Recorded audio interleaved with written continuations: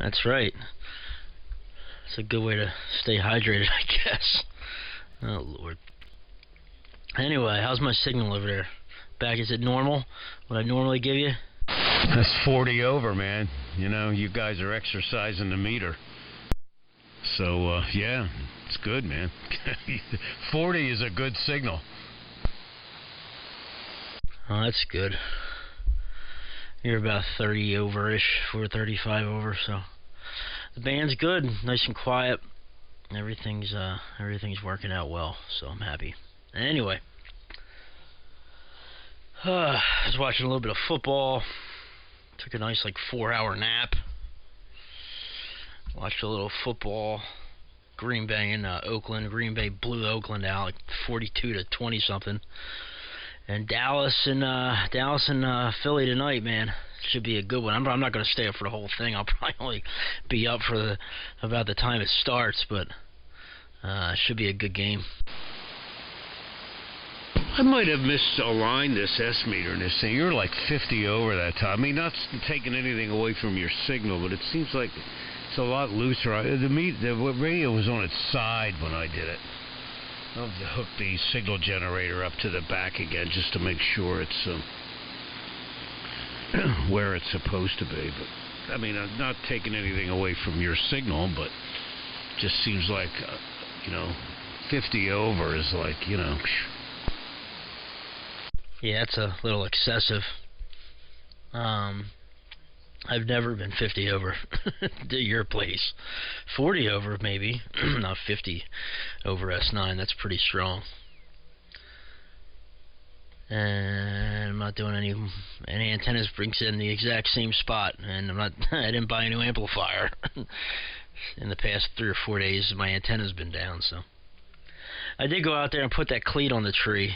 I did do that, but I haven't got around to putting the weight, you know what I mean, the weights and pulley on the other tree. It was just too wet. I wasn't going out there in the rain. I'll do it after work one night this week. W3MMR. Hey there, Perry. How's it going tonight? Yeah, you're giving me about 15-20 over up here.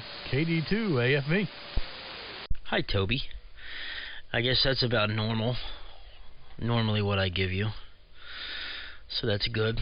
Yeah, I got the antenna back up and where it was before. The one leg isn't quite as high as it was because I was kind of rushing. Rushing yesterday evening to get it done because it was getting dark. But the apex is where it was. And the one leg's about 10 feet, 15, maybe 10 feet lower than what it was before, so it's not like, I don't even think that would even make a difference.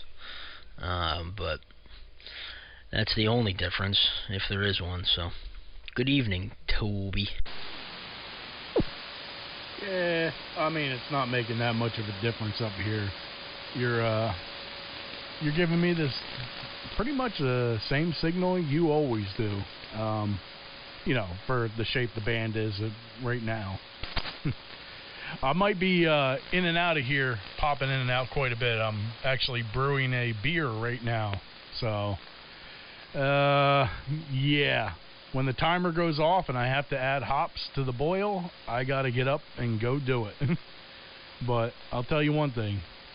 It does make my shack smell really, really good right now. It's almost like a, if you've ever smelled, like when somebody makes bread, but actually a little bit sweeter, is pretty much what my entire shack smells like right now. It's good stuff. I don't know where I was going with that conversation, but anyhow, I heard Frank out there. How's it going? And Billy up there. How is everybody doing tonight? KD2 AFV. Hey, Toby. Yeah, man. You're all giving me like 50 over. It's all off the scale. I don't even know. Hey, Toby. Yes, go ahead. What, on your non, do you keep your S meter on signal average or signal? Right now I have it on signal average. Okay, yeah, that's what I keep mine on. And I use the Bob S meter for the peak. I guess because that's a regular signal, then I use signal average. Okay, just wondering. Whoa.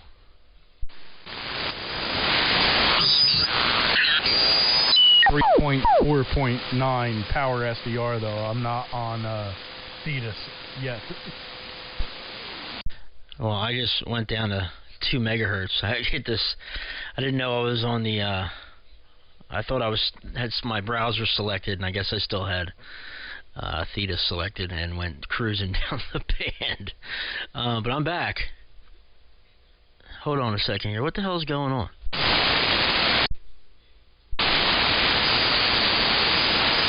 Hold on, I'll be right back. W3MMR.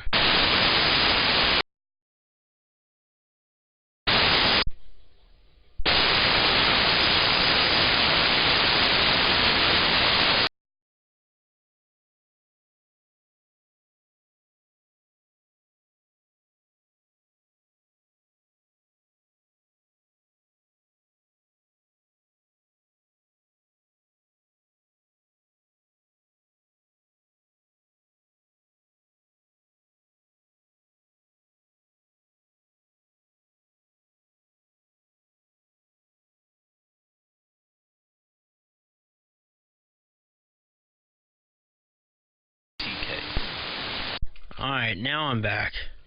That was weird. This new version of Thetis is weird. It's got some bugs. I gotta go back to the old version, the version before this. Because right now, Toby, they're coming out with the new version of Thetis, an update. Seems like 2 times a week. So it's all obviously still in beta, and they're adding stuff, a couple times a week to it. So I'm gonna have to revert back to the old one, the version before this. Excuse me. So it's not acting too well here. So anyway, W3MMR.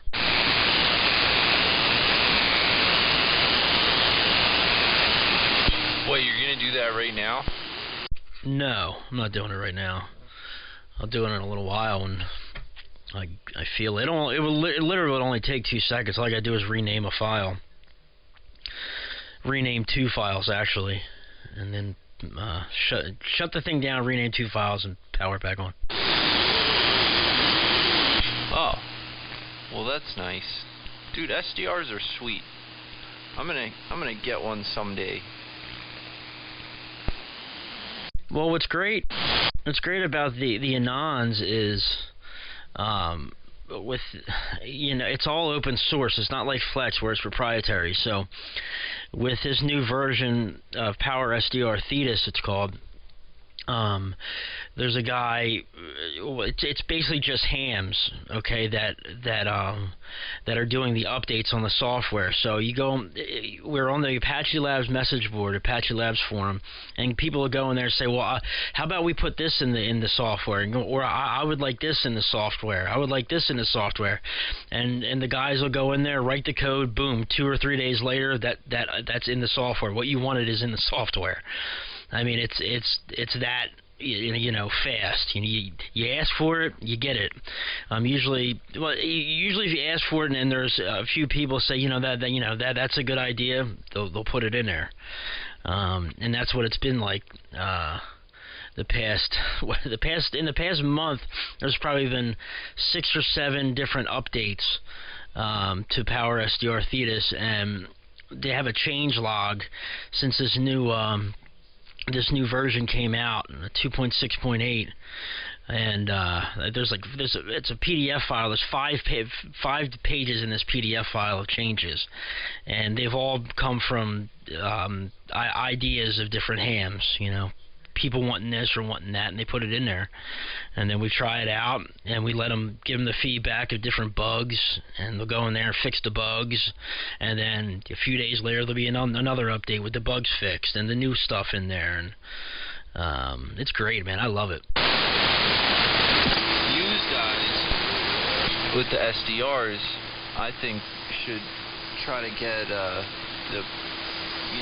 pure signal stuff working AM. Did you mess with that, Perry?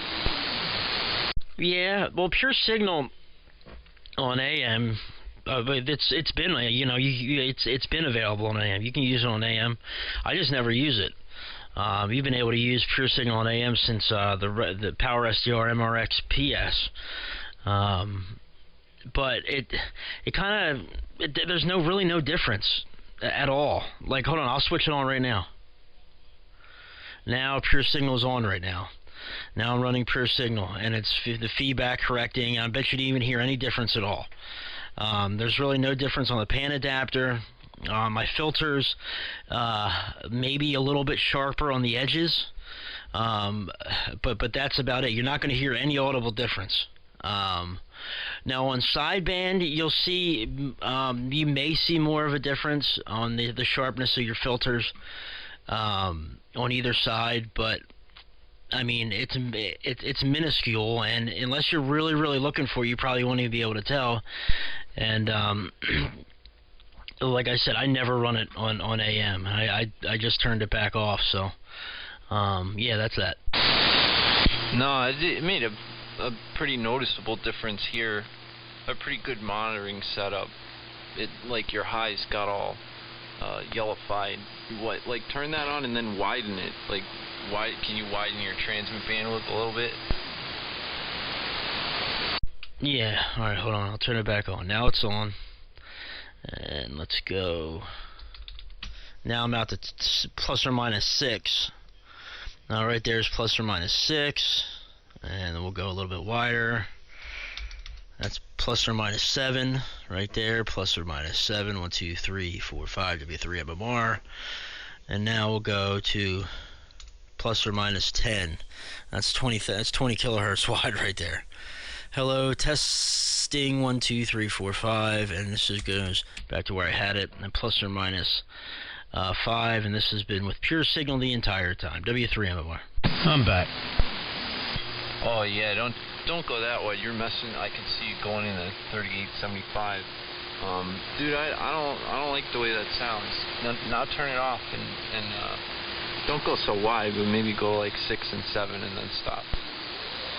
Yeah, I was just doing it for sure. And it's off now. See, it's kind of funky on AM. That's why I never run it on AM. But I honestly didn't think it was that noticeable of a difference. I'm out at 6 now, so you can see.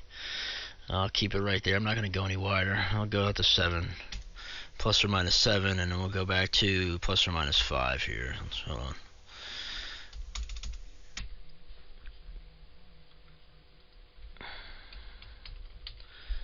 One, 2, 3, 4, 5. But man, if you could get one that like worked better, I guess, was like less noticeable. I don't know.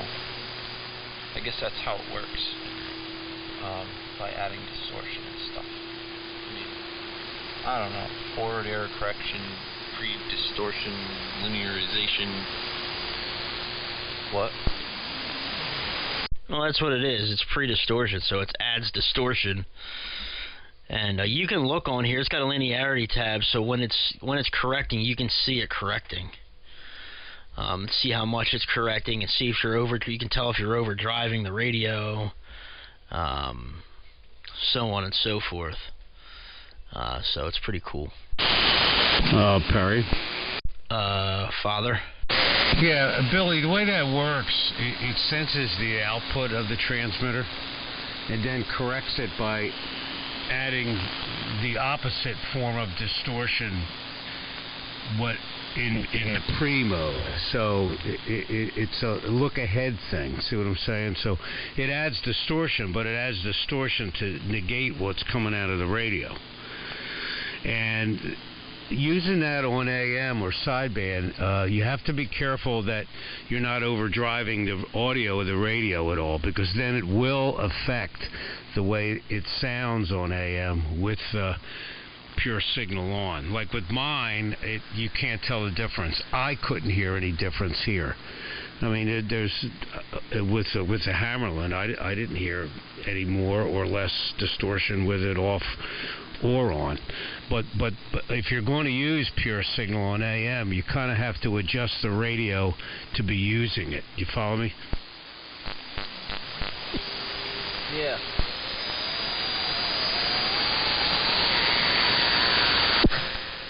Well, I could hear a little bit of a difference up here, Perry, with it on and off. Yeah.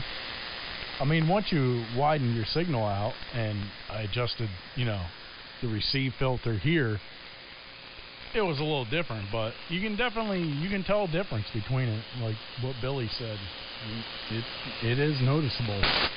KD2 AFB. I got you. Well, I guess that's the difference between almost a 7-year-old receiver and a new SDR, being able to hear the difference. But yeah, like my pop was saying, I guess you have to adjust the audio and make sure you don't overdrive the audio. But like I said, I normally 9 times out of 10, or all the time, 10 times out of 10, I leave pure signal off on AM, so I never run it. There's no need to. W3MMR. Yeah, Rob, AEX runs pure signal all the time on AM. Plus, it affects the output of the radio. Now, you're driving an amplifier with it too, so it does affect the amount of power that the radio is putting out and driving the amp too. But Rob uses it all the time on AEX, all the time on AM. That's right. Yeah, he does. I forgot about that. Well, it works for me without it, but it works good on sideband. It's there to use, I guess. W3MMR. Yeah, I had to readjust the meter. It was about 5 dB high. It was reading about 5 dB over 9 with 50 microvolts. So I backed off the sensitivity a little bit. So I guess it did affect it having the thing on its side, the meter movement. Okay. That little signal generator you got is nice. Oh yeah, it's expensive, but it's really, really nice. Each one of those bands, you can program a different frequency in there. They don't have to be like on 40 meters or 80 meters. They can be anywhere. So I plugged in on the 30 meter position, 4.5 megahertz, because that's what the manual says to adjust to S9 with 50 microvolts. So it's got 4 settings. 1 microvolt, minus 107 dBm, minus 73 dBm, which is 50 microvolt, minus 33 dBm, which is like about 20 over. And then it's got 0 dBm, which is like one hell of a signal. Yeah, well, I've had what was it? That shortwave station giving me a signal of minus 5 dBm here at the house before, so I've had some pretty strong signals in here, and that thing was giving me spurs all the way up from 10 meters down to the broadcast band. So I don't know how it gets that strong here from South Carolina, but boy oh boy, it does. I think they're running a 500 kilowatts out of that station. I can't remember the name of the station, but I've looked it up before. It's it's like 7335, I think is the frequency of that station. Yeah, they're running a Class C. They run one more FET than KBW does.